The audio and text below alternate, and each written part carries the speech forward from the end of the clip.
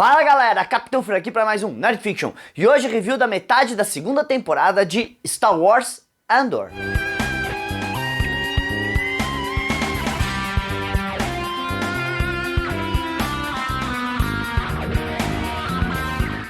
Bem turma, estamos aí, 6 episódios aí, metade dessa segunda e última temporada final de Andor, a série de Star Wars aí, que estrela que é Diego Luna como Cassian Andor, sendo um prequel aí do filme Rogue One, que já era um prequel do Star Wars original de 77, né? Então eu vou falar aqui minhas impressões sem spoilers, dou alerta e falo livremente sobre esses 3 episódios. Mas antes eu tenho que falar que é um absurdo, com 2 semanas já estarmos na metade de uma temporada de 12.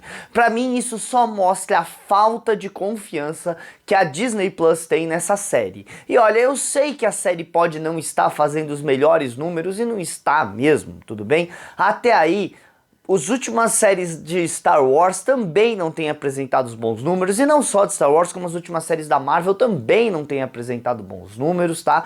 O Disney Plus precisa parar, dar um passo, pensar o que tá fazendo, mas simplesmente queimar conteúdo dessa maneira, gastando 6 episódios de uma série de boa qualidade em 2 semanas, não é o caminho pra resolver, gente. Desculpa. Você pode estar adorando, ai, é ótimo porque eu já assisto um monte de uma vez, não fica nenhuma pergunta no ar. Gente, é uma série, séries são feitas para deixar perguntas no ar para o próximo episódio e assim vai. E essa série em especial foi feita para que as pessoas parem e pensem no que está acontecendo, nas questões que estão sendo levantadas, no que é preciso para criar uma rebelião, no quanto que as pessoas têm que se sujar, quais são os métodos que são usados. É uma série adulta e as pessoas deveriam poder parar e pensar um pouco, e jogar 3 episódios assim na loucura não é o caminho.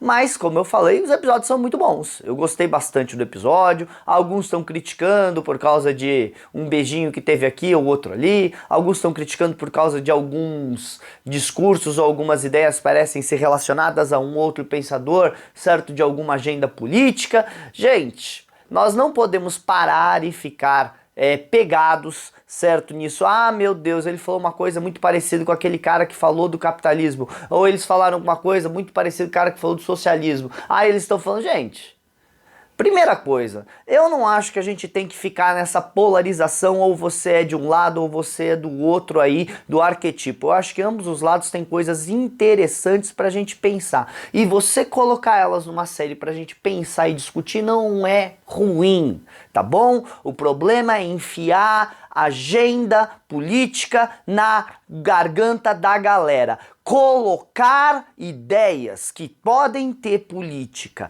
para ser pensadas e discutidas não é errado. Enfiar esse é o certo e esse é o errado e ponto final, sim, isso é errado, tá? Porque as pessoas têm o direito de tirar as próprias conclusões, tudo bem? Agora, essa série, como eu falei, tem um ótimo desenvolvimento de personagem, e ela andar devagar faz com que a gente possa ter esse desenvolvimento de personagem. Às vezes anda devagar até demais, sim, às vezes anda devagar até demais. Esses episódios todos que a gente tá vendo até agora, esses 6 episódios, poderiam ser resumidos? Poxa, dava pra ter talvez resumido em 3, 4 episódios esses 6 episódios? Provavelmente, viu? Mas a gente tá vendo uma construção de mundo detalhada, com calma. E isso é uma parte boa da série, né? A vantagem de uma série para um filme é você poder construir esse universo. Tá lento? Tá, mas tá bom, não tá ruim e vale a pena ser visto, tudo bem? Agora, não tem problema também se você não quer ver. Eu digo pra vocês verem que eu gosto que vocês tirem as próprias conclusões e não simplesmente aceitem a conclusão de um crítico ou de um youtuber qualquer, porque se vocês, só porque confiam nele, não quer dizer que vocês vão concordar 100% com ele. E ninguém é obrigado a concordar 100% comigo. Aliás, ninguém é obrigado a concordar nada comigo, tudo bem? Mas eu tô aqui expondo minha opinião pra vocês e espero que vocês curtam, gente. Então, vale a pena? Vale a pena. Estamos há 3 anos de Rogue One agora, então teve um salto de 1 ano entre a última trinca de episódios e essa trinca de episódios aqui, tudo bem? A gente sempre tem a mesma estrutura. O primeiro episódio apresenta o que os personagens estão fazendo nesse pulo temporal, tudo bem? E onde eles estão é introduzido ali qual é a discussão, qual é o plot dessa trinca de episódios. No segundo episódio a gente tem o desenvolvimento, certo? Colocando os personagens onde eles têm que estar para a terceira parte, que vai ser a grande clímax da trinca de episódios. Apesar que esse clímax aqui não teve muito tiro, porrada e bomba, teve um pouquinho só, mas assim, foi uma coisa muito mais ideológica, como a gente lembra, certo? Que lá na cena cortada do episódio 3, como eles falaram, a revolução teria que ser mais ideológica inicialmente, antes de poder ser uma coisa mais tangente, mais real, certo? Então, a gente tá vendo a rebelião tentar passar da ideia ideológica para se transformar naquele exército que a gente conhece lá dos filmes originais, certo? Da trilogia clássica de Star Wars. Gente, então, sem spoiler, é isso. Curte, por favor. Curte aí o canal, ajuda a gente, por favor, comenta, deixa aqui o comentário, certo? Fala o que você acha de Andor, se você não está assistindo por quê, compartilha, me ajuda a encontrar mais pessoas, porque Trekker tem bastante aqui no canal, fã de ficção científica, mas não parece que a gente consegue bons números com Star Wars, não sei por quê. Então ajuda a gente mandando no teu grupo de Star Wars, mandando pros seus amigos Star Wars para ver o nosso trabalho. Nós trabalhamos com Star Trek sim, mas nós não somos exclusivos de Star Trek. E se você quer ajudar mais ainda, seja sócio da Nova Frota, entra lá em novafrotabr.com. Spoilers!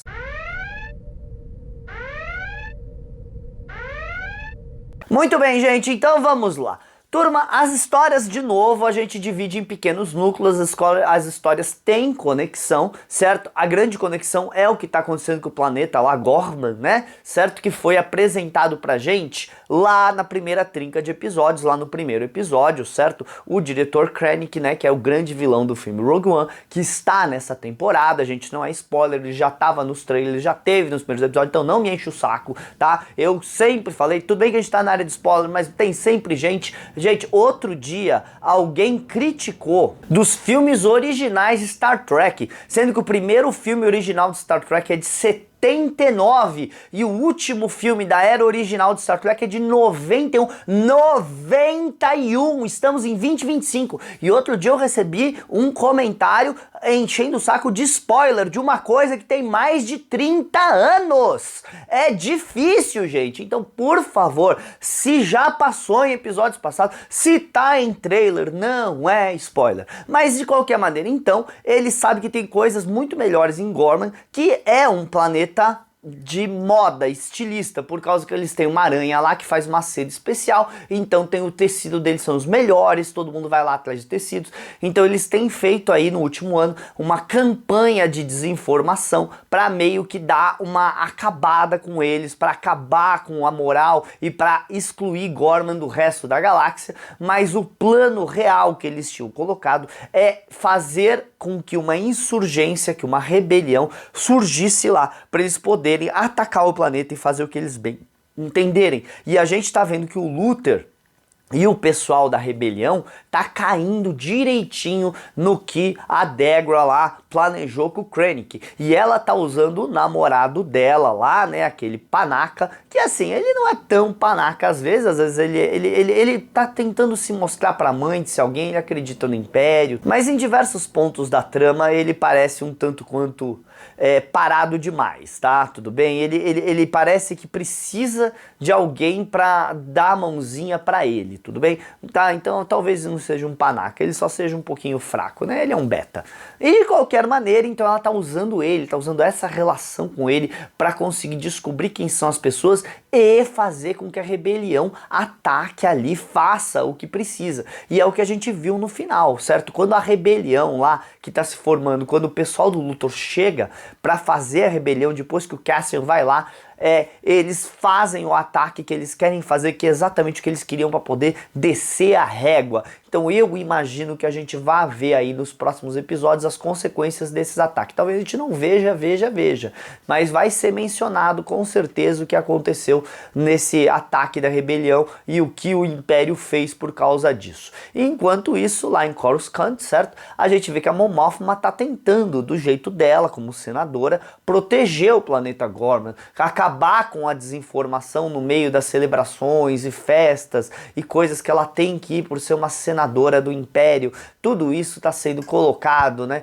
E a gente vê o quanto que parece que a atriz Genevieve Riley tá dando uma interpretação ótima, a alma dela dói, dá pra ver isso, então ela tá ótima como a Mon Mothma, tá? Agora a gente vai ter a história do Cassian, que tá tentando ali viver como marido ali da Bix, né? E eles, por serem extremamente procurados pelo Império, principalmente a carinha dela, vivem em esconderijo lá em Coruscant, tá? E aí no final dessa história a gente vai ver com que ela basicamente eles vão fazer um ataque ali em Coruscant e acabar se vingando do cara que torturou ela lá na primeira temporada. O interessante disso é a gente reparar que a série tá com um tom muito de espionagem no universo Star Wars. O Cassian, ele fala que ele é um soldado, mas ele tá muito mais para um espião. A hora que ele chega para contar pra Bix quem você era hoje. Hoje o meu nome era tal, eu era um estilista que usava ternos e tal e coisa. Isso mostra que ele tem vivido essa vida de espionagem.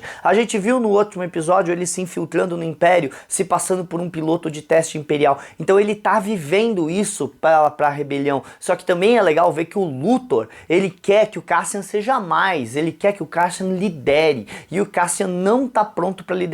E olha, tendo visto o Rogue One, acho que o Cassian nunca estará pronto para liderar, viu? Porque de verdade, não é ele o líder de tudo aquilo que acontece. Ele apoia, ele tá junto, ele tem os seus papéis de liderança, mas ele não é o líder daquilo que vai acontecer em Rogue One, não é verdade? Bem, gente, de qualquer maneira, os episódios são muito bons, as notas do IMDb estão muito altas, e é uma pena que essa série não tá atingindo o grande público. E sim, existe grande público de Star Wars, afinal, Episódio 3, A Vingança dos Sith, está no cinema nesse momento e está fazendo ótimos números mundiais, mostrando que o fã de Star Wars está aí e existe. E quando ele decide ir assistir o conteúdo do George Lucas, mas não quer assistir o conteúdo da Disney e da Kathleen Kennedy, é um recado, gente, é um recado que vocês têm que parar e repensar. E essa série poderia ser um caminho para isso, mas vocês não estão fazendo direito nem o marketing na série, nem o lançamento da série, gente. Desculpa, tá? Ficar elogiando o que não tem que ser elogiado também não dá. O marketing da Lucasfilmes não tá acertando e não acerta há muito tempo. Gente, é isso então. Curte, comenta, compartilha. Seja sócio da Nova Frota aí. Falou, galera!